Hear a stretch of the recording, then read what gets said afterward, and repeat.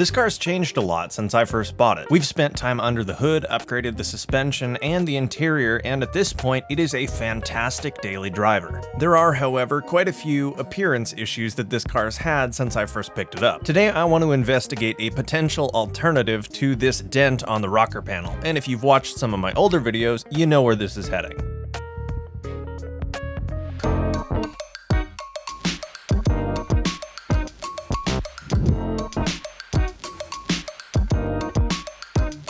Fragile. Quite a while ago, I attempted to improve this area of the car with some color and drive paint. In that episode, I mentioned I'd be on the lookout for some replacement side skirts that were aftermarket. I listed multiple options for side skirts that I was considering, and I asked which ones you guys liked best. We got loads of responses, and they all kind of centered around one specific style. I've been keeping my eye out for a good deal on these. These things were comically cheap. I think someone bought them and they just didn't really want them, so they sold them locally to me. I'm still not 100% sold on this design and if I think it'll actually look good on the car. But these were cheap enough that I figured we'd take today and test to see what they look like. And if we end up not liking how they look, I'll go ahead and start searching for an OEM replacement. To even see if these are going to work, we need to get these on the car. And to do that, we need to remove the stock rocker panel.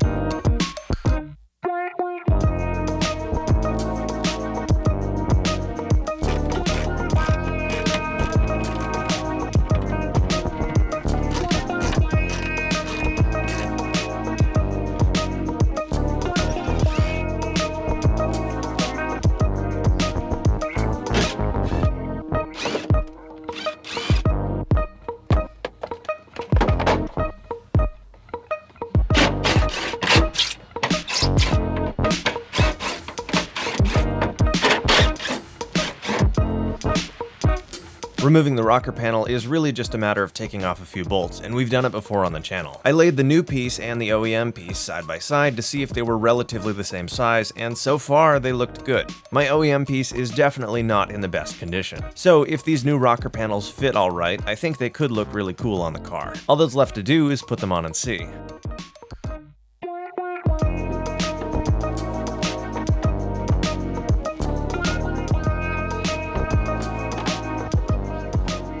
This piece is made out of fiberglass, and generally fiberglass parts do not fit great when you first install them on the car. They take a bit of finagling, convincing if you will, to get to look good. But I'm not doing that right this moment. My goal at this stage was literally just to put it in place and see how much convincing this piece was going to need in order to look good on the car. This is by no means what it would look like as a final fitment. However, it is a great way to gauge potential.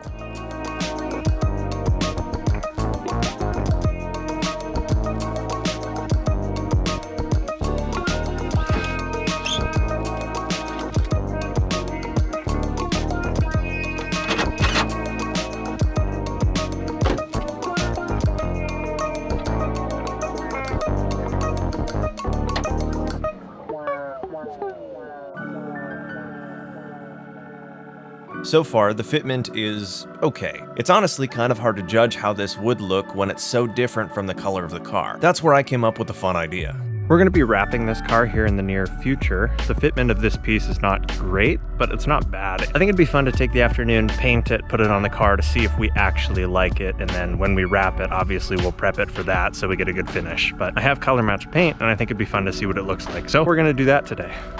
Now, the only reason I'm doing this is because I want to give this piece a fair chance. In its raw finish, I really don't think I like the look that much. However, if it was just a little bit closer looking to the color of the car, maybe I would like it a little more. First and foremost, I'm really not trying to get a nice finish on this piece since I'm going to be wrapping it in the future, so it's going to be sanded down regardless. If we use it, that is. I just think it's important that we get this piece looking somewhat close to the color that the car is so we can actually tell the difference in styling. Because you can't really see much detail through the camera when it's in its raw finish. As far as the fitment goes, I also knew going into this that it was not going to be perfect when we first got it. So the whole point of me doing all this work today is literally just to see if doing that effort is going to be worth it and if you guys like the look of this on the car and see potential. This is definitely not how it would look like as a finished product. Just a rough idea and a fun way to spend an afternoon.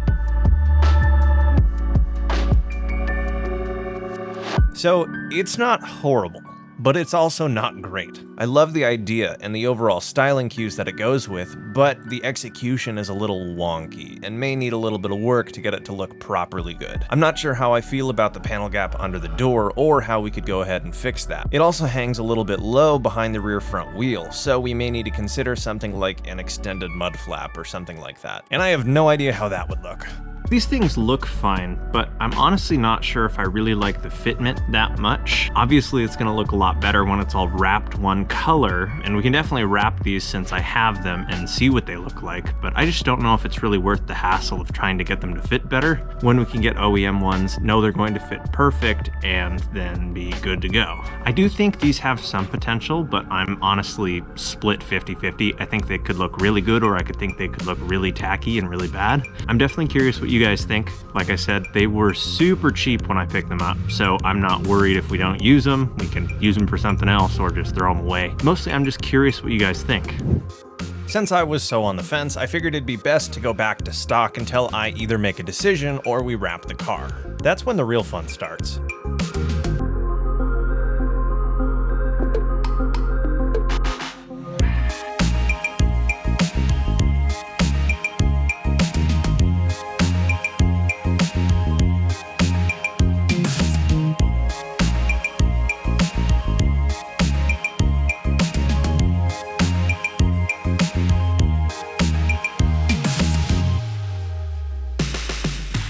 Believe it or not, a whole week had passed since I tried on that side skirt. I was planning on doing a pretty cool upgrade to this car, which is why I put it on ramps, but as you'll see, things don't exactly go to plan. Pretty typical of this car at this point.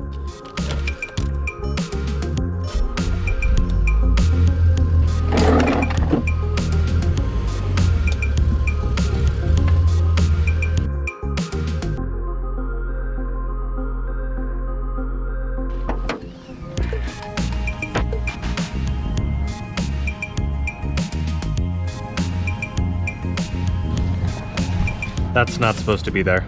Well, working on the TT this week didn't get that far before I noticed a new issue. Always fun when that happens, especially when it's cold. So, it's looking like I can see my flywheel now. It looks like the cap on the transmission is no longer there. I'm really not sure how that would come off, but I'm guessing it just worked its way off through wear, tear, and use of the car. Definitely couldn't see the flywheel last week, but I can now. Like I said, I'm not really sure how the timing cap came off, but it did, and I can't find it anywhere. So, hopefully it hasn't been off for very long. While I was in here, I decided to take notes on some other things that I might as well do while I take this car apart. It needs a new valve cover gasket, which I'll get ordered up, and along with that, we need to replace the whole secondary air injection system. So I think I'm just gonna do that all at the same time because I'm gonna have to take the intake manifold off, and it'll be easy to get to everything when we do that. So it also works out because I was gonna upgrade the intake manifold anyways when I do the turbo build. While I wait, I don't exactly want a hole gaping in the transmission, so I'm gonna put some tape over it for the time being. This isn't gonna be a perfect seal, and moisture is absolutely still a major concern of mine, but for the time being, this is far better than nothing. At this point, it's almost funny how much this car specifically derails my plans for every single week. Oh well, it'll be cool eventually. I've got so many parts on the way for this car that when shipping does decide to be kind, we're gonna change this thing a lot. In the effort to try to make today productive, the first thing I want to do is finally replace the first gear getter since Diesel Geek sent me a new one.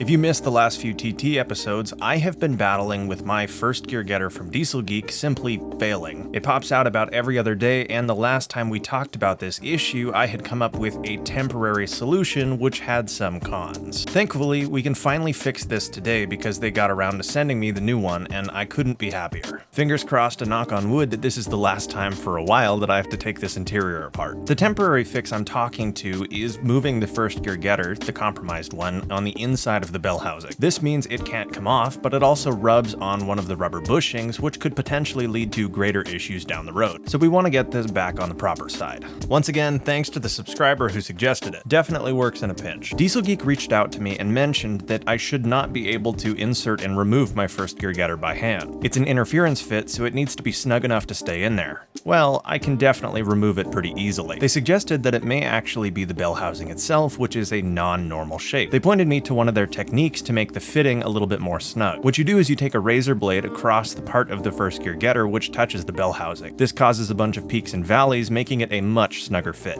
Just trying to insert it with my hand, you can absolutely see how much more difficult it is. I had to use pliers to get it to actually snap into place this time, as opposed to just being able to shove it in and push it out. I am really hoping this works and fixes the problem that we've been having. Not that I don't like replacing these bushings, but doing it every week is starting to get a little repetitive. If this happens one more time, I'm likely gonna just go and buy a tower shifter, which will be a much more substantial upgrade to the car. It is quite a bit larger of an investment though. Hopefully this works just fine though. Also, huge shout out to Diesel Geek for standing behind their product. Even though mine started failing around 8 months after I installed it, I reached out to them and they simply sent me another one, as purely a customer. I find it really cool when a company backs what they make, and I really appreciate their help. With the new first gear getter in place, I tested all of the gears and made sure everything was as snug as can be, and then we were finally ready to assemble the interior for what is hopefully the final time. No way I didn't jinx myself though.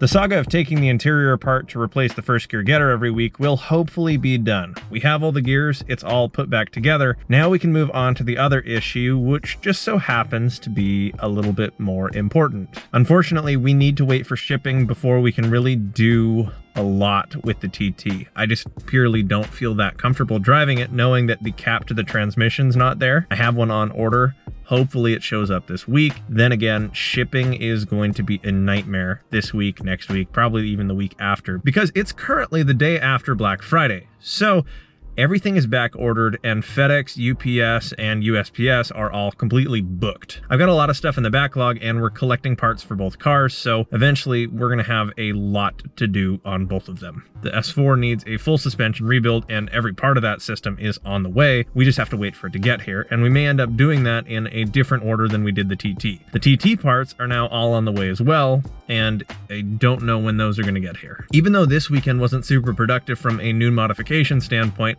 I'm glad we A, fixed the issue, hopefully, with the first gear getter, and B, got to try out what that side skirt looks like. I'm curious to hear what you think. I'm still 50-50 on it, to be honest.